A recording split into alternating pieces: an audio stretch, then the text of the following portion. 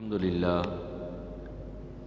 لله نحمده ونستعينه ونستغفره ونؤمن به ونتوكل عليه ونعوذ بالله من شرور أنفسنا ومن سيئات أعمالنا من يهده الله فلا مضل له ومن يضلل فلا هادي له أشهد أن لا إله إلا الله وحده لا شريك له وأشهد أن سيدنا ومولانا وسندنا وشفيعنا محمدا عبده ورسوله اللهم صل على محمد وعلى آل محمد كما صليت على إبراهيم وعلى آل إبراهيم إنك حميد مجيد اللهم بارك على محمد وعلى آل محمد كما باركت على إبراهيم وعلى آل إبراهيم إنك حميد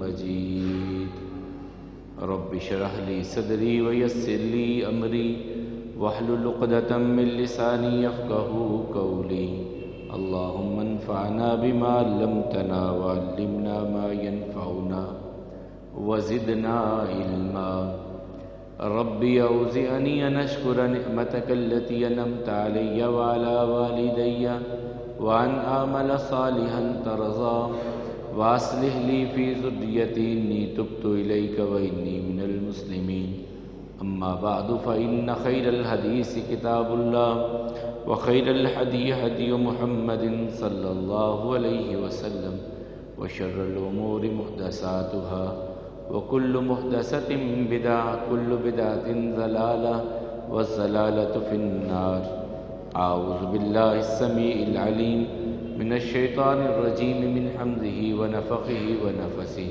بسم الله الرحمن الرحيم يا أيها الذين آمنوا اتقوا الله حق تقاته ولا تموتن إلا وأنتم مسلمون يا أيها الناس اتقوا ربكم الذي خلقكم من نفس واحدة وخلق منها زوجها وبث منهما رجالا كثيرا ونساء واتقوا الله الذي تساءلون به والأرحام إن الله كان عليكم رقيبا يا أيها الذين آمنوا اتقوا الله وقولوا قولا سديدا يصلح لكم أعمالكم ويغفر لكم ذنوبكم ومن يطع الله ورسوله فقد فاز فوزا عظيما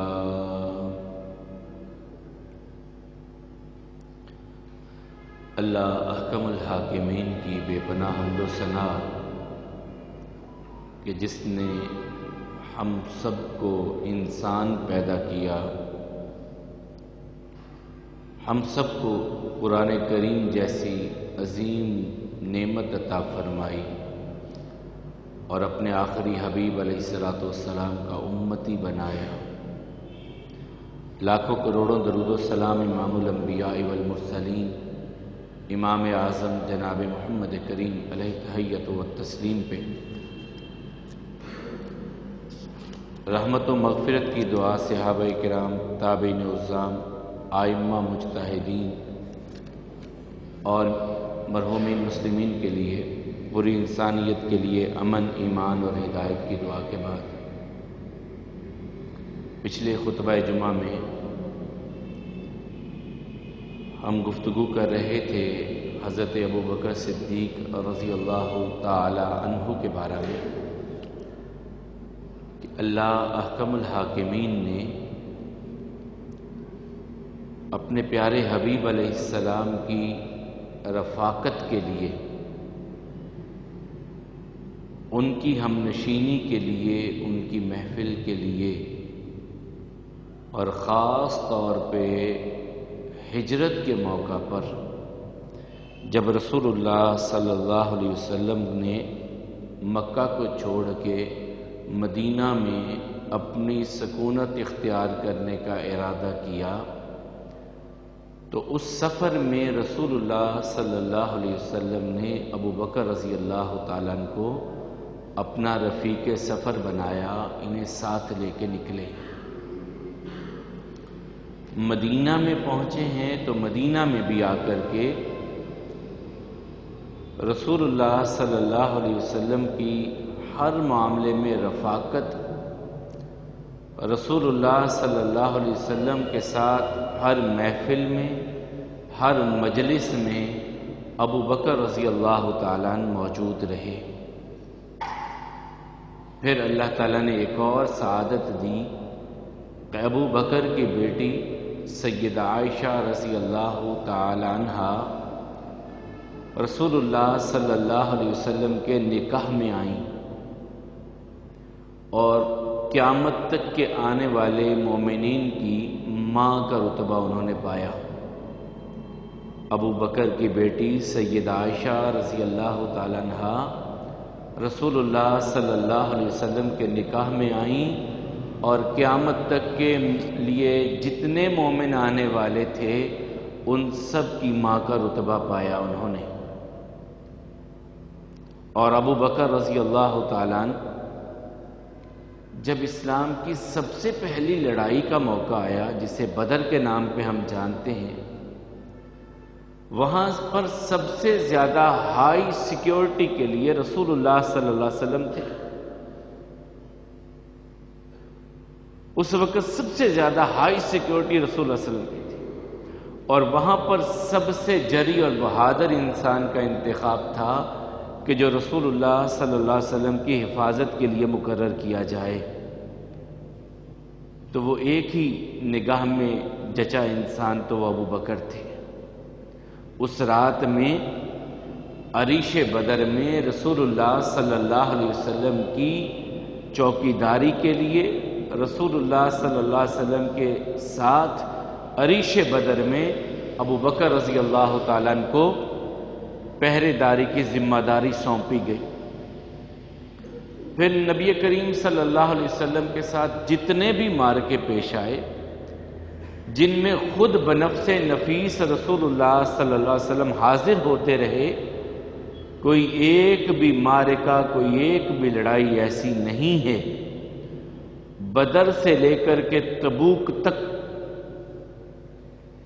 جس میں رسول اللہ صلی اللہ علیہ وسلم کے ساتھ ابو بکر موجود نہیں ہے، کسی ایک لڑائی میں۔ وہ بدر ہے، وہ احد ہے، وہ حنین ہے، وہ احزاب ہے، وہ فتح مکہ ہے، صلح حدیبیہ ہے، وہ خیبر کا معاملہ ہے، طائف کا جو ہے محاصرہ ہے، یہاں تک کہ تبوک میں بھی رسول اللہ صلی اللہ علیہ وسلم کی رفاقت ابو بکر رضی اللہ تعالیٰ کو میسر رہی۔ کسی ایک لڑائی میں بھی پیچھے نہیں، کسی ایک غزوے میں بھی پیچھے نہیں ابو بکر۔ جہاں رسول اللہ صلی اللہ علیہ وسلم ہے وہاں ابو بکر موجود ہیں۔ یہ ساری باتیں اس لیے دہرائی جا رہی ہیں آپ کے سامنے کہ ان کی شخصیت کے قد و خال ہمارے سامنے آ سکے کہ وہ کس پائے کی عظیم ہستی تھی اور کس طرح انہوں نے رسول اللہ صلی اللہ علیہ وسلم کا ساتھ دیا۔ اب ہمارے سامنے ان کی کردار، ان کی سیرت کے وہ پہلو شاید اس طرح نہیں ہے جس طرح ہونے چاہیے۔ یہ کم سعادت ہے کہ رسول اللہ صلی اللہ علیہ وسلم، حضرت ابو بکر، عمر ایک دفعہ ایسے ہی آ رہے ہیں مسجد میں، صحابہ کرام دیکھ کے مسکرا پڑے۔ کہا کیا ہوا؟ کہا چاند کا جلوہ تو ویسے ہی کمال، آپ آتے ہیں تو رونق آتی ہے، لیکن آج دائیں بائیں ابو بکر، اس میں چاند کی روشنی اور دوبالا ہو گئی ہے۔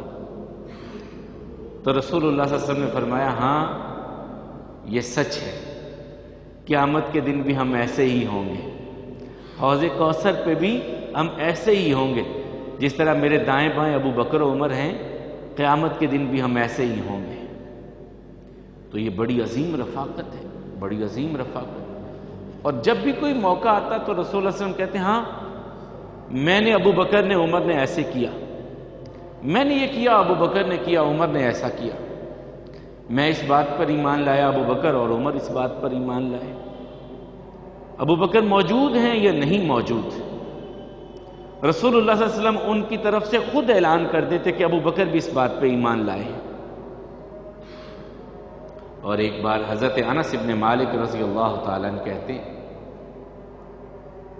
کہ رسول اللہ صلی اللہ علیہ وسلم حضرت ابو بکر، حضرت عمر، حضرت عثمان رضی اللہ عنہم اجمعین احد پہاڑ پہ چڑھ گئے تو پہاڑ تھوڑا ہلا، تو رسول اللہ صلی اللہ علیہ وسلم نے اپنے قدم کو یوں ایسے ایڑ لگا کے کہا اثبت یا احد فإن علیک نبی و صدیق و شہیدان، احد ٹھہر جا، تیرے اوپر ایک نبی ہے، ایک صدیق ہے، 2 شہید ہیں، اے احد ٹھہر جا، ان علیک نبی، تیرے اوپر کھڑے ہونے والوں میں ایک نبی ہے، وہ صدیق، صدیق ہیں، وہ شہیدان، اور 2 شہید ہیں۔ اب حضرت عمر اور حضرت عثمان رضی اللہ عنہما کے بارے میں ابتداً پیشگن گوئی کر دی تھی رسول اللہ صلی اللہ علیہ وسلم نے کہ یہ دونوں شہید ہوں گے، ٹھہر جا، رک جا۔ اور اللہ کے رسول صلی اللہ علیہ وسلم ایک دن بیٹھے تو ابو بکر آئے، ابشر یا ابا بکر ابشر انت عتیق اللہ من النار، ابو بکر خوشخبری ہو تم کو، مبارک ہو۔ کس بات کی یا رسول اللہ صلی اللہ علیہ وسلم؟ فرمایا اللہ نے تجھے جہنم سے آزاد کر دیا ہے، آزاد ہے تو، عتیق اللہ من النار، اللہ نے تجھے آگ سے آزاد کر دیا ہے، تو آزاد ہے۔ پھر ان کو عتیق اللہ کہا جانے لگا، یہ عتیق اللہ من النار ہیں، رسول اللہ صلی اللہ علیہ وسلم فرماتے ہیں۔ اور پھر جتنا مال انہوں نے دین اسلام کے لیے دیا، جو آتا اللہ کے نام، جو آتا اللہ کے نام، کبھی کوئی ایسا موقع نہیں آیا کہ رسول اللہ صلی اللہ علیہ وسلم نے مال کے لیے اپیل کی ہو اور ابو بکر نے اس پہ خرچ نہ کیا ہو۔ یہاں تک کہ جب تبوک کا موقع آیا، عمر فاروق رضی اللہ تعالیٰ کہتے ہیں ابو بکر مالدار تھا، ہم مالدار نہیں تھے، تبوک کا موقع آیا، ہمارے پاس بھی مال تھا، تو میں نے سوچا کہ اب میں ابو بکر سے زیادہ اللہ کے نام پہ خرچ کروں گا، میں اپنے گھر کا آدھا مال لے کے آ گیا۔ مجھ سے رسول اللہ صلی اللہ علیہ وسلم نے پوچھا ہاں بھائی گھر میں کیا چھوڑا؟ کہا جی آدھا گھر چھوڑ آیا ہوں، آدھا لے آیا ہوں۔ ٹھیک ہو گیا، ابو بکر آ گئے۔ ابو بکر گھر میں کیا چھوڑ کے آئے ہو؟ کہا اللہ اور اس کے رسول کی محبت کے سوا گھر میں کچھ بھی نہیں ہے، سب کچھ لے کے آ گیا۔ عمر رضی اللہ تعالیٰ کہتے ہیں اس وقت میں نے پھر دل میں میرے یہ بات بیٹھ گئی کہ ابو بکر سے کوئی سبقت نہیں لے جا سکتا، ابو بکر سے کوئی آگے نہیں بڑھ سکتا، یہ اول ہی اول ہے، یہ سب سے آگے ہی آگے ہے، ان سے بڑھ کر کوئی بھی نہیں کر سکتا۔ اسی لیے تو حضرت علی رضی اللہ تعالیٰ کے بیٹے نے پوچھا ابا جان یہ محمد بن علی ہیں، حضرت علی کے بیٹے پیدا ہوئے نا تو نام آقا کے نام پہ رکھا، پہلے نام تو رسول اللہ صلی اللہ علیہ وسلم رکھے تھے، حسن اور حسین، یہ رسول اللہ صلی اللہ علیہ وسلم نے نام رکھے تھے۔ اب رسول اللہ صلی اللہ علیہ وسلم کے بعد بیٹا پیدا ہوا تو حضرت علی رضی اللہ تعالیٰ نے رسول اللہ صلی اللہ علیہ وسلم کے نام پہ ان کا نام رکھا محمد۔ تو انہوں نے ایک دن پوچھا ابا جان نبیوں کے بعد سب سے اونچا مقام آپ کس کو دیتے ہیں؟ تو بغیر کسی دیر کے ابو بکر، حضرت علی رضی اللہ تعالیٰ کہتے ہیں ابو بکر، نبیوں کے بعد اگر کسی کا مقام ہے تو ابو بکر ہے، یہ صحیح بخاری کی روایت ہے۔ کہا ثم، اس کے بعد ثم عمر، پھر عمر ہے۔ کہنے لگے پھر میں نے کہا ثم انت یا ابی، تیسرے نمبر پہ آپ ہیں، پہلا نمبر تو آپ نے کہہ دیا ابو بکر کا ہے۔ کس نے کہا؟ علی رضی اللہ تعالیٰ نے۔ ہم جتنا مرضی کہہ لیں، اب علی کا پہلا نمبر اپنی طرف سے جتنا مرضی ڈھول پیٹ لیں، علی کہتے ہیں پہلا نمبر نبیوں کے بعد جو ہے وہ ابو بکر کا ہے۔ علی کہتے ہیں رضی اللہ تعالیٰ عنہ کہ نبیوں کے بعد پہلا نمبر ابو بکر کا ہے اور دوسرے نمبر پہ عمر ہے۔ تو حضرت علی کے بیٹے نے کہا پھر تیسرے نمبر پہ آپ ہیں؟ کہا نہیں، میں نہیں تیسرے نمبر پہ، میں تو ایک عام مسلمان اپنے آپ کو سمجھتا ہوں۔ یہ ان کی اپنی تواضع تھی، انکساری تھی، عاجزی تھی حضرت علی رضی اللہ تعالیٰ کی۔ اور پھر ابو بکر کے ساتھ ان کا پیار بڑا تھا۔ ہم جتنے مرضی دعوے کر لیں نا کہ یہ بڑے جھگڑتے تھے، انہوں نے باغ فدق چھین لیا تھا، ابو بکر نے خلافت چھین لی تھی۔ پیار اس حد تک تھا کہ حضرت علی رضی اللہ تعالیٰ عنہ کے بھائی حضرت جعفر شہید ہو گئے۔ حضرت جعفر شہید ہو گئے، بھابھی بیوہ ہو گئیں، اب اپنی اس بھابھی کا نکاح حضرت ابو بکر سے کیا ہے۔ جس بندے سے اختلاف ہوتا ہے، دشمنی ہوتی ہے، جس بندے کے بارے میں دل میں انسان کے نفرت کا جذبہ ہوتا ہے، اس کے ساتھ اپنی بھابھی کا رشتہ نکاح کرتا ہے کوئی بندہ؟ اسماء بنت امیس جو حضرت جعفر رضی اللہ تعالیٰ عنہ کی بیوہ ہیں، ان کا نکاح حضرت ابو بکر رضی اللہ تعالیٰ عنہ سے ہوا، اور ان سے ایک بیٹا پیدا ہوا جس کا نام محمد بن ابی بکر رکھا گیا۔ یہ اسماء بنت امیس وہ خاتون ہیں کہ جب سیدہ فاطمہ رضی اللہ تعالیٰ عنہ کی رخصتی ہوئی تو یہ ساتھ گئی تھی حضرت علی کے گھر میں۔ تو رسول اللہ صلی اللہ علیہ وسلم نے پوچھا فاطمہ کے ساتھ کون گیا ہے، کون آیا ہے ادھر؟ کہا اسماء بنت امیس۔ کہا اسماء تم آ گئی؟ ہاں یا رسول اللہ صلی اللہ علیہ وسلم، فاطمہ کے لیے اجنبی گھر تھا، انہیں کسی چیز کے بارے میں ضرورت ہوتی تو میں اس لیے ساتھ آ گئی ہوں۔ تو ان کا نکاح ابو بکر رضی اللہ تعالیٰ عنہ سے ہوا۔ پھر حضرت ابو بکر رضی اللہ تعالیٰ عنہ کے ساتھ ان کی محبت اور پیار کی بڑی مثالیں ہیں۔ حضرت علی اور ابو بکر رضی اللہ عنہما کے پیار کی محبت کی بڑی مثالیں ہیں۔ اور خود رسول اللہ صلی اللہ علیہ وسلم نے ایک موقع پہ حضرت ابو بکر اور حضرت عمر کے درمیان کسی بارے میں آپس میں ناراضگی ہو گئی۔ حضرت ابو بکر اور عمر کی آپس میں کوئی ناراضگی ہو گئی۔ حضرت ابو بکر رضی اللہ تعالیٰ کو محسوس ہوا کہ یار مجھے ایسا نہیں کرنا چاہیے تھا، فوراً حضرت عمر کے پاس آئے اور معافی مانگی، معذرت کرنے لگے کہ عمر میں طلق ہو گیا تھا، میں معذرت چاہتا ہوں۔ حضرت عمر رضی اللہ تعالیٰ بھی غصے میں کہا نہیں، میں نے نہیں معاف کرنا۔ ابو بکر کہتے ہیں یار میں معافی مانگ رہا ہوں تم سے، یہ بہت بڑی بات ہے، ہم تو کسی سے معافی نہیں مانگتے۔ کہا ابو عمر میں تم سے معافی مانگتا ہوں یار، مجھے معاف کر دے اللہ کے لیے۔ حضرت عمر بھی غصے میں کہا میں نے معاف نہیں کرنا۔ ابھی نے بڑا ہوا کہ یار میں معافی مانگ رہا ہوں، معاف نہیں کر رہا۔ تو حضرت ابو بکر مسجد میں آ گئے، چہرے پہ غصے کے آثار ہیں۔ رسول اللہ صلی اللہ علیہ وسلم بھی اب پہچانتے تھے، ساری زندگی کا ساتھ تھا، پہچان کے پوچھا ابو بکر کیا ہوا ہے؟ کہا کچھ نہیں یا رسول اللہ، نہیں کچھ تو ہوا ہے۔ اتنے میں عمر رضی اللہ عنہ کو بھی احساس ہوا کہ مجھے ان کی معذرت قبول کر لینی چاہیے تھی، وہ بھی پتہ کرتے کرتے مسجد میں آ گئے۔ اب کہنے لگے ابو بکر یار میں بھی غصے میں تھا، آپ بھی غصے میں تھے، آپ نے معذرت کی، میں نے غصے میں نہیں قبول کی، میں معذرت قبول کرتا ہوں۔ اس وقت رسول اللہ صلی اللہ علیہ وسلم نے ایک بات کہی، کہا لوگو یہ جو ابو بکر ہے نا، اگر کوئی بات کہہ بھی دے نا میری وجہ سے، میرے حیا کی وجہ سے، اسے کچھ نہ کہا کر۔ یہ ایک بندہ جس کے بارے میں رسول اللہ صلی اللہ علیہ وسلم نے کہا کہ میری وجہ سے اس سے درگزر کیا کرو، اسے کچھ نہ کہا کرو۔ ابو بکر کو جواب دینے سے پہلے سوچ لیا کرو یہ میرا ساتھی ہے، یہ میرا دوست ہے، اس سے درگزر کر جایا کرو، یہ رسول اللہ صلی اللہ علیہ وسلم نے فرمایا۔ اور رسول اللہ صلی اللہ علیہ وسلم نے فرمایا ایک دفعہ میں نے خواب دیکھا، رسول اللہ صلی اللہ علیہ وسلم کہتے ہیں میں نے خواب دیکھا کہ میں ایک کنویں پہ ہوں، کنویں سے پانی نکال رہا ہوں اور کھیت کو سیراب کر رہا ہوں۔ جتنی اللہ نے مجھے ہمت دی، طاقت دی، میں نے پانی نکالا، کھیت کو سیراب کیا۔ پھر مجھ سے ابو بکر نے وہ ڈول لے لیا اور وہ پانی نکالنے لگے، ایک ڈول، دو ڈول، جتنے اللہ نے ہمت دی، آہستہ آہستہ انہوں نے نکال کر کے لگایا، پانی کھیت کو سیراب کیا۔ اس کے بعد عمر نے ڈول پکڑ لیا اور وہ ڈول بڑا ہو گیا، چھوٹا تھا بڑا ہو گیا۔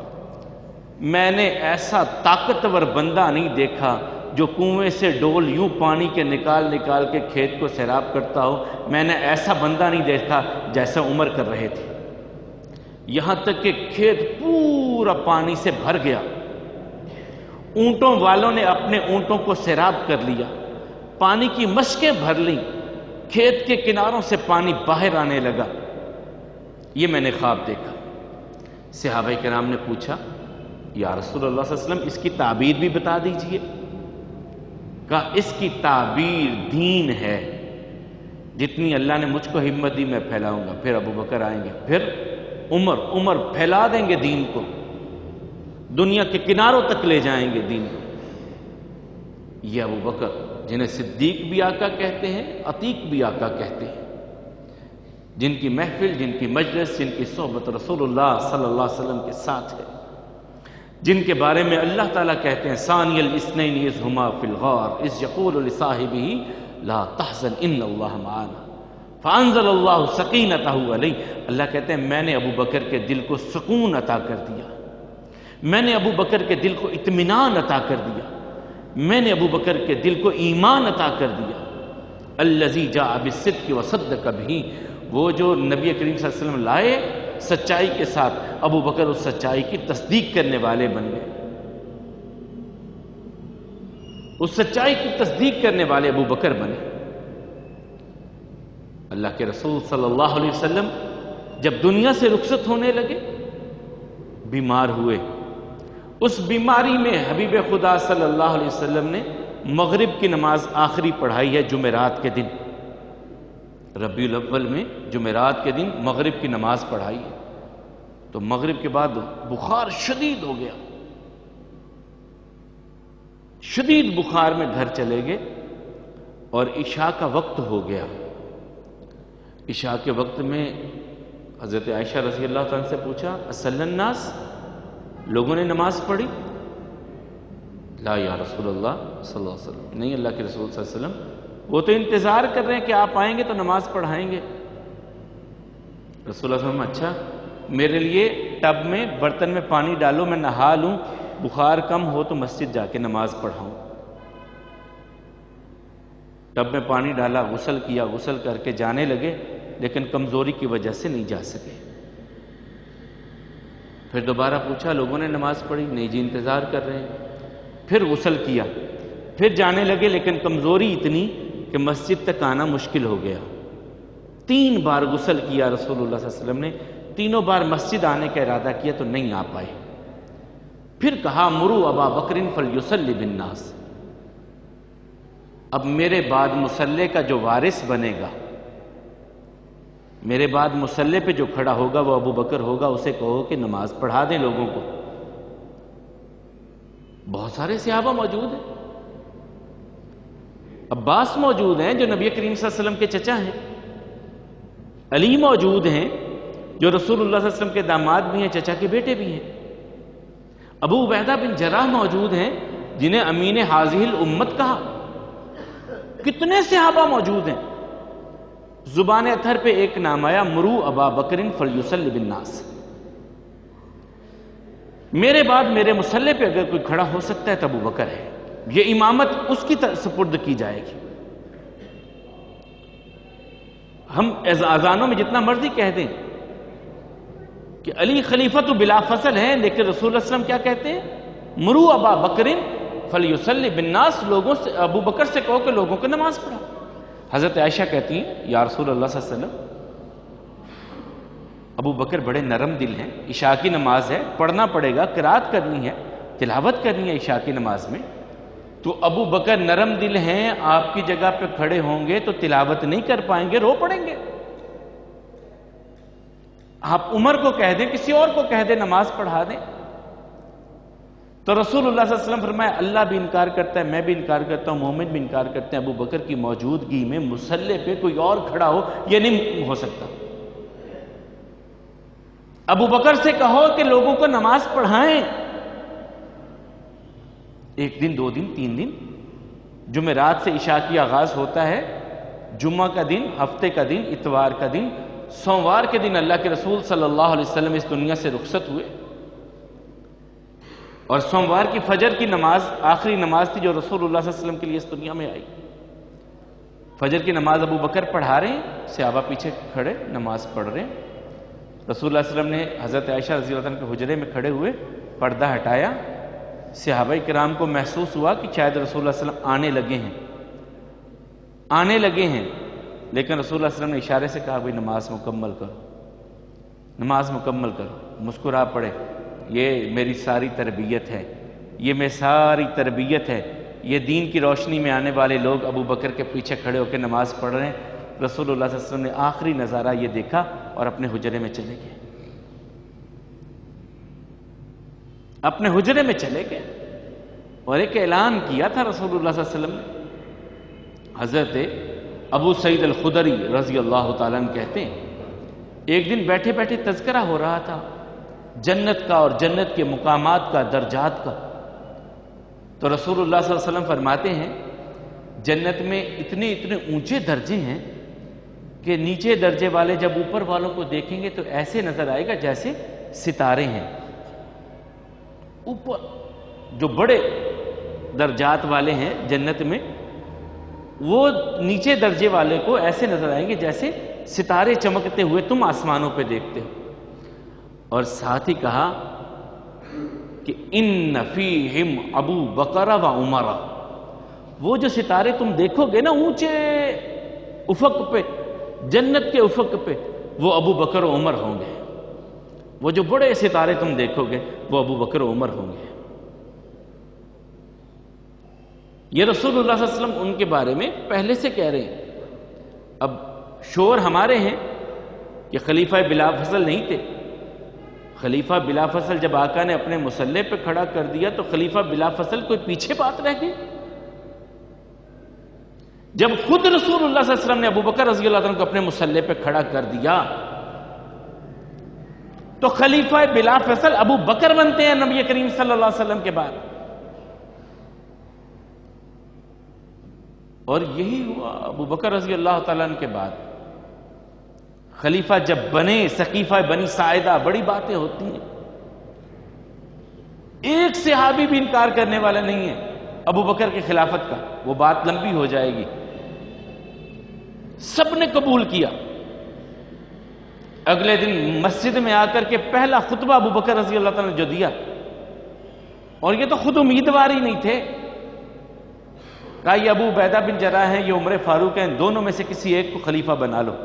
اپنی بات ہی نہیں کی ابو بکر نے وہاں پہ۔ تو اس وقت حضرت عمر نے کہا کہ آپ کی موجودگی میں ہم کیسے بن سکتے ہیں؟ آپ اللہ کے رسول صلی اللہ علیہ وسلم کے غار کے ساتھی ہیں، سفر و حضر کے ساتھی ہیں، آپ کی موجودگی میں ہم کیسے؟ اور امامت کی بھی بات سن لیں۔ رسول اللہ صلی اللہ علیہ وسلم سے پوچھا گیا امام کون بنے؟ جماعت کروانی ہے نا، نماز پڑھنی ہے، تو امامت کون کروائے گا؟ تو رسول اللہ صلی اللہ علیہ وسلم فرمایا جو سب سے زیادہ قرآن جانتا ہے۔ 10 20 50 100 لوگ ہیں، جماعت کروانی ہے، ان میں سے جماعت کون کروائے گا؟ جو سب سے زیادہ قرآن کا عالم ہے۔ کہا اگر سب ایک جیسے سارے حافظ اکٹھے ہو گئے کہا پھر جو سنت کو زیادہ سمجھنے والا ہے، کہا وہ بھی سارے ایک جیسے ہیں، سارے عالم فاضل اکٹھے ہیں، پھر کیا کریں؟ فرمایا جو ہجرت پہلے کرنے والا ہے اس میں بھی برابر ہے، کہا جو عمر میں زیادہ بڑا ہے۔ یہ 4 چیزیں بیان کی ہیں۔ اب سب صحابہ کرام کی موجودگی میں خود رسول اللہ صلی اللہ علیہ وسلم امامت کا ایک معیار مقرر کرتے ہیں، جو قرآن کا سب سے زیادہ عالم ہو، جو سنت کا سب سے زیادہ عالم ہو، جو ہجرت کرنے والوں میں پہلے ہو، جو عمر میں بڑا ہو۔ اب اپنے مصلی کی امامت کے لیے یہ چاروں خوبیاں ابو بکر کے سوا کسی میں نظر نہیں آتی۔ امامت کے جو اوصاف بیان کیے کہ یہ امام بنے گا، ان خوبیوں پہ پورا اترتے ہیں ابو بکر کا، ابو بکر کو مصلی پہ کھڑا کرو۔ پھر آ گئی بات، پہلا فیصلہ آ گیا کہ رسول اللہ صلی اللہ علیہ وسلم نے دنیا سے جانے سے پہلے ایک گروہ، ایک جماعت روم کے ساتھ لڑائی کے لیے بھیجی تھی، وہ رک گئے تھے، رسول اللہ صلی اللہ علیہ وسلم بیمار ہو گئے تھے، وہ رک گئے تھے۔ اب کیا کریں ان کے بارے میں؟ اس جماعت کو، اس مجاہدین کے لشکر کو جانا چاہیے یا روک دینا چاہیے؟ کیونکہ نبی کریم صلی اللہ علیہ وسلم کی وفات کے بعد حالات یکدم بدلے۔ مدعیان نبوت کھڑے ہو گئے، اسود انسی کھڑا ہو گیا، طلحہ، وہ سب مسیلمہ کذاب کھڑا ہوا، کچھ لوگوں نے زکوٰۃ دینے سے انکار کر دیا، مشرکین کی طرف سے مدینے پہ حملے کی افواہیں پھیلنی شروع ہو گئیں کہ رسول اللہ صلی اللہ علیہ وسلم تو دنیا سے چلے گئے، مدینے پہ حملہ کریں گے۔ یہ سارے کٹھن حالات میں ابو بکر جب خلیفۃ رسول اللہ صلی اللہ علیہ وسلم بنے ہیں تو انہوں نے کہا کہ سب سے پہلے لشکر اسامہ جائے، جہاں رسول اللہ صلی اللہ علیہ وسلم نے ان کو بھیجا تھا ادھر جائے۔ عمر کہنے لگے ابو بکر ان کو نہ بھیجو، ابھی مدینے کے حالات نہیں صحیح۔ کہا ابو بکر کی زندگی میں یہ ممکن نہیں ہے کہ رسول اللہ صلی اللہ علیہ وسلم ایک حکم جاری کریں اور اس پر عمل نہ ہو، میرے جیتے جی یہ نہیں ہو سکتا۔ جو رسول اللہ صلی اللہ علیہ وسلم نے حکم دیا ہے اس پر عمل ہوگا، لشکر اسامہ جائے گا، ہمارے ساتھ جو بنے گا دیکھا جائے گا، لیکن رسول اللہ صلی اللہ علیہ وسلم کے حکم پر عمل میری زندگی میں موقوف نہیں ہو سکتا، عمل ہوگا اس پہ۔ پھر سیدہ فاطمہ رضی اللہ تعالیٰ عنہ کا ایک بات کہی جاتی ہے کہ وہ آئیں، خیبر کی جائیداد باغ فدق مجھ کو دیا جائے میرے باپ کی وراثت میں سے۔ تو حضرت ابو بکر رضی اللہ تعالیٰ نے کہا تھا میں نے رسول اللہ صلی اللہ علیہ وسلم سے سنا ہے انا معشر الانبیاء لا نورث ما ترکنا صدقہ، ہم نبیوں کی جماعت ہیں، ہم جو چھوڑ جائیں وہ صدقہ ہوتا ہے، وراثت نبیوں کی نہیں ہوتی۔ بی بی فاطمہ رضی اللہ تعالیٰ عنہ نے بات کو تسلیم کر لیا، تسلیم کر لیا اپنے بابا کی بات کو۔ جب رسول اللہ صلی اللہ علیہ وسلم کی بات ان کے سامنے آئی ہے، کہاں وہ رسول اللہ صلی اللہ علیہ وسلم کے باغ تھے، ان کی آمدن جس طرح رسول اللہ صلی اللہ علیہ وسلم خرچ کرتے تھے میں اسی طرح خرچ کروں گا۔ جو اس کا سالانہ آتی ہے آمدن، ازواج مطہرات، اہل بیت، ان سب کے خرچے اسی میں سے اسی طرح ادا کروں گا جس طرح رسول اللہ صلی اللہ علیہ وسلم ادا کرتے تھے۔ یہ ابو بکر رضی اللہ تعالیٰ کا فیصلہ تھا، اسے عمر رضی اللہ تعالیٰ نے بھی تسلیم کیا، حضرت عثمان نے بھی تسلیم کیا، اور علی مرتضیٰ رضی اللہ تعالیٰ نے بھی تسلیم کیا۔ اس فیصلے میں کوئی تبدیلی کسی وقت میں بھی پوری خلافت راشدہ میں ابو بکر کے اس فیصلے کو تبدیل نہیں کیا گیا۔ آج کہتے ہیں یہ غلط فیصلہ تھا تو حضرت علی تبدیل کرتے، کیوں نہ کیا انہوں نے تبدیل؟ حضرت حسن تبدیل کر دیتے، کسی ایک نے بھی ابو بکر رضی اللہ عنہ کے فیصلے کو تبدیل نہیں کیا۔ یہ اختلاف نہیں صحابہ کرام میں، اتفاق تھا۔ اگر اختلاف ہوتے تو علی رضی اللہ عنہ اپنے بیٹوں کے نام ابو بکر کے نام پہ رکھتے۔ اگر اختلاف ہوتے بی بی فاطمہ ناراض ہوتی، دو لوگوں کے بارے میں وصیت کی ہے مجھے غسل یہ دیں، ایک حضرت علی کے بارے میں، ایک کہا یا ابو بکر کی بیوی آ کے مجھے غسل دے۔ اب کہتے ہیں ابو بکر کو تو بتایا ہی نہیں تھا، رات کو ہی دفنا دیا تھا۔ جس کی بیوی غسل دینے والوں میں موجود ہو تو خامد کو پتہ نہیں ہے؟ حضرت بی بی فاطمہ کو غسل دینے والوں میں اسماء بنت امیس ہیں کہ نہیں؟ یہ ابو بکر کی بیوی ہیں۔ کہتے ہیں ابو بکر رضی اللہ عنہ کو پتہ ہی نہیں تھا۔ حضرت علی رضی اللہ عنہ، حضرت فاطمہ ناراض تھیں ابو بکر سے، تو ناراضگی میں دنیا سے چلی گئی، تو ان کی تیمارداری کرنے والی کون تھی؟ ساری تھی ان کے گھر کے سارے کام آ کے تو اسماء بنت امیس کرتی تھی، جو ابو بکر کی بیوی ہے۔ بعد میں جب ابو بکر دنیا سے چلے گئے تو پھر حضرت علی رضی اللہ عنہ کے نکاح میں آئی ہیں۔ یہ غسل دینے والوں کے بارے میں علی رضی اللہ عنہ کا نام لیا اور اسماء بنت امیس کا نام لیا۔ اگر ابو بکر سے اختلاف تھے تو ابو بکر کی بیوی کے بارے میں کہنا تھا وہ مجھے آ کے غسل دے؟ نہیں، ان میں اتفاق تھا، وہ رحماء بینہم تھے، وہ آپس میں ایک دوسرے کے ساتھ پیار محبت، ایک دوسرے کی قدر کرنے والے، ایک دوسرے کی عزت و احترام کرنے والے تھے۔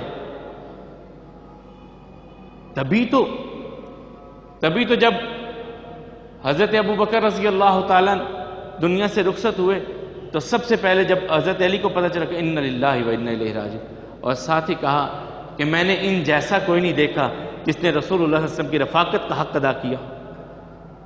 اور تبھی تو اپنے بیٹے سے کہا تھا بیٹا نبیوں کے بعد ہم پہلا نمبر دیتے ہی ابو بکر کو ہے۔ ابو بکر دنیا سے جانے لگے ہیں، بیمار ہو گئے، تو بیماری کے ایام میں بھی حضرت ابو بکر رضی اللہ تعالیٰ نے اگلے خلیفہ کے لیے سوچ وچار کی۔ وقت کم ہے، اختصار سے بات کیے جاتا ہوں۔ سب سے پہلے اپنے اثاثے پیش کیے، میرے اثاثے چیک کرو، 2.25 سال میں امیر المومنین رہا ہوں، خلیفۃ المسلمین رہا ہوں، میرے اثاثے چیک کرو۔ کہا ایک حبشی غلام، ایک اونٹ، یہ 2 چیزیں زیادہ ہوئی ہیں۔ کہا یہ میری نہیں ہے، آنے والے خلیفہ کے گھر میں پہنچا دو۔ یہ اپنے اثاثے سب سے پہلے ابو بکر نے پیش کیے. کاش مسلمان حکمران اس بات کو سمجھیں کہ جب ہم خلیفہ بنے، حکمران بنے، وزیر اعظم بنے، صدر بنے ہیں، ہم پہ ذمہ داریاں آئی ہیں، ہمارے اثاثے کیا تھے، اور جب رخصت ہوئے تو ہمارے اثاثے کیا ہیں. یہ سب سے عظیم مثال ابو بکر رضی اللہ تعالیٰ کی ہے، جنہوں نے اپنے گھر سے آغاز کیا. کہا میں نے اس دور میں، یہ 2.25 سال کا دور ہے، جتنی تنخواہ لیا، تنخواہ کتنی تھی، یہ جانے لگے جب یہاں سے پہلے دن خلیفہ بنے تو بازار میں گٹھڑی اٹھائی کپڑے لے کے بازار میں بیچنے کے لیے. عمر رضی اللہ تعالیٰ نے روک لیا. کہا امیر المومنین کدھر؟ کہا اپنا کاروبار نہیں کرنا، بچوں کا پیٹ نہیں پالنا میں نے. کہا اگر آپ کاروبار کریں گے تو مسجد میں مسلمانوں کی ذمہ داریاں کون پورے کرے گا؟ کہا پھر بچوں کو بھوکا چھوڑ دوں. اس وقت حضرت علی، حضرت عمر رضی اللہ عنہما میں مشورہ ہوا کہ ان کو سالانہ ان کے لیے کوئی وظیفہ مقرر کر دیا جائے. کہا میرا وظیفہ وہ مقرر کرو جو مدینے کے مزدور کی اجرت ہے اتنا مجھ کو دے دیا کرو. مدینے کے مزدور کی جتنی اجرت ہے. بڑی تنخواہوں کے مطالبے نہیں کیے، حالانکہ خود امیر کبیر تھے، پیسے والے تھے. کہا نہیں، مزدور کی اجرت کے برابر میری اجرت مقرر کر دو. اور جب دنیا سے جانے لگے کہا یہ ساری جتنی ہے نا اس کی بھی کلیکشن کر کے بیٹا یہ بھی اپنا فلاں باغ بیچ دو، میرا بیچ کے جمع کروا دو، فلاں باغ بیچ دو. اور جب بیمار ہوئے کہا بیٹی آج کون سا دن ہے؟ کہا سوموار. شاید اللہ آج کے دن، رسول اللہ صلی اللہ علیہ وسلم بھی سوموار کو فوت ہوئے تھے. ہاں، تو شاید اللہ مجھے آج کے دن لے جائے. اچھا دیکھنا نبی کریم صلی اللہ علیہ وسلم کے کفن میں کتنی چادریں تھیں؟ کہا 3 چادریں تھیں، مجھے بھی ایسی ہی دینا. اور یہ پرانی چادریں یہ جو میں پہنی ہیں انہی میں غسل کفن دے دینا مجھ کو. سیدہ عائشہ رضی اللہ عنہ کہہ رہا ابا جان ہم اتنے بھی گئے نہیں ہیں کہ آپ کے لیے نیا کفن. کہا بیٹی جہاں میں نے جانا ہے اگر وہ راضی ہے نا تو کفن میلا ہو، کفن نیا ہو، کفن پرانا ہو، کوئی حیثیت نہیں رکھتا. اگر وہ راضی ہے، اگر وہ راضی نہیں ہے تو مہنگے سے مہنگا کفن بھی مجھے اللہ کے عذاب سے بچا نہیں سکتا. یہ ابو بکر رضی اللہ عنہ کہتے. اور اپنی دونوں چیزیں وہاں پہ بھیج دی، اور بالکل سادہ سی زندگی جس میں اپنی ذات کے لیے کچھ نہیں بنایا. اور اللہ تعالیٰ نے ایک اور بھی ان کے لیے بہت بڑا معاملہ کیا. رسول اللہ صلی اللہ علیہ وسلم سے تقریباً 2.25 سال عمر میں چھوٹے تھے، تو 2.25 سال کے بعد ہی دنیا سے گئے. بالکل 63 برس کی عمر. زندگی میں بھی ساتھ رہے، غار ثور میں بھی ساتھ تھے، سفروں میں ساتھ رہے، مدینے میں ساتھ رہے. جب دنیا سے گئے تو قبروں میں بھی ساتھ ہیں، اور جب کل قیامت کے دن اللہ انہیں محشر کے میدان میں لائے گا تب بھی ساتھ ہوں گے، اور جب حوض کوثر پہ ہوں گے تو تب بھی ساتھ ہوں گے، جب جنت میں جائیں گے تو تب بھی ساتھ ہوں گے. یہ عظیم ہستی ابو بکر کی ہستی کہ جن کو اللہ تعالیٰ نے ایک اعزاز دیا کہ ان کے خاندان کی 4 نسلیں صحابی ہیں. ان کے علاوہ کسی کے پاس یہ اعزاز نہیں ہے. ابو بکر رضی اللہ تعالیٰ کے باپ عثمان بھی صحابی رسول، ابو بکر رضی اللہ تعالیٰ خود صحابی رسول، ابو بکر کی بیٹی اسماء بنت ابی بکر صحابی رسول، اسماء بنت ابی بکر کے بیٹے عبداللہ بن زبیر صحابی رسول. 4 پشتیں صحابی. ابو بکر کے والد عثمان، ابو قحافہ صحابی رسول، ابو بکر خود صحابی رسول، ابو بکر کے بیٹے صحابی رسول، ابو بکر کے پوتے صحابی رسول. ابو بکر کی پوتے کی طرف سے بھی 4 نسلیں، ان کی بیٹی کی طرف سے بھی 4 نسلیں صحابی ہیں. یہ کسی اور کو اعزاز نہیں ہے جو ان کے خاندان میں آیا ہے. اللہ احکم الحاکمین. آج 12 فروری ہے. 2 دن کے بعد ایک ایسا دن بھی آنے والا ہے جس کے بارے میں بہت سارا غلط معاملات ہم کرتے ہیں. دین اسلام جو ہے نا بڑے حیا والا دین ہے. رسول اللہ صلی اللہ علیہ وسلم فرماتے ہیں کہ ہر دین کی ایک بنیادی خلق ہوتا ہے، وصف ہوتا ہے، اور دین اسلام کی بنیادی وصف جو ہے وہ حیا ہے. اور اللہ تعالیٰ کہتے ہیں انما حرم ربی الفواحش ما ظہر وما بطن. میرے رب نے فحاشی کا ظاہری اور چھپا ہوا سب کاموں کو حرام کیا ہے. یہ ویلنٹائن ڈے کے نام پہ ایک بے حیائی کو عروج دیا جا رہا ہے. اولاد کو والدین کے خلاف اکسایا جاتا ہے. اکسانا ہی ہے نا. کسی کی بیٹی کو آپ دیتے ہیں اور اس کے لیے گفٹ لے کے جاتے ہیں، کوئی یہ ایک بے حیائی اور بربادی کا راستہ ہے کہ اس میں بڑی تعویلیں کر لیتے ہیں، نہیں جی وہ ویلنٹائن تو پھر ماں باپ، اور ماں باپ کے لیے تو روزانہ محبت کا اظہار کرو۔ رسول اللہ صلی اللہ علیہ وسلم نظر رحمت سے ماں باپ کو دیکھو، اللہ حج کا ثواب دیتا ہے، روز دیکھو، دن میں 100 بار دیکھو۔ وہ 14 فروری کو ہی دیکھنا ہے والدین کو نظر رحمت سے، روزانہ دیکھو، دن میں 100 بار دیکھو والدین کو۔ دین اسلام حیا کا نام ہے۔ دین اسلام میں ایسے کسی فیسٹیول کی کوئی گنجائش نہیں ہے۔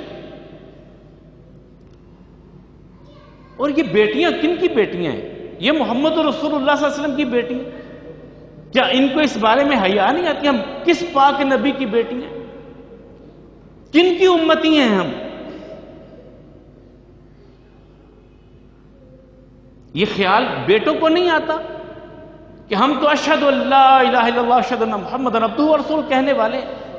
قیامت کے دن اگر آقا کریم نے پوچھ دیا یہ کیا کرتے رہے تو کیا جواب دیں گے؟ اللہ نے پوچھ دیا یہ کیا کیا تو کیا جواب دیں گے؟ اگر اللہ کہے میں نے دین نہیں رکھا تھا تم یہ کیا کرتے رہے ہو، پھر رسول اللہ صلی اللہ علیہ وسلم کہے میں جو دین کو تمہیں دے کے آیا تھا اس میں یہ نہیں تھا، تم نے یہ کیا بنایا، کیا جواب دیں گے؟ حیا سب سے بڑی چیز ہے، وہ دین اسلام کی بنیاد ہے۔ اور اللہ کہتے ہیں میں حرام کرتا ہوں بے حیائی کے ہر کام کو، وہ چھپا ہوا ہے وہ ظاہر ہے۔ عزت مدینہ میں ایک دن آواز بلند ہوئی، ایک عورت دوڑتی ہوئی، ہے کوئی مجھے بچانے والا؟ تو رسول اللہ صلی اللہ علیہ وسلم دوڑے، بھاگے، جلدی سے نکلے، اپنی چادر اتاری، اس بی بی کے سر پہ دوپٹہ دیا، چادر دی، کہا یہ تو یہودی کی بیٹی ہے۔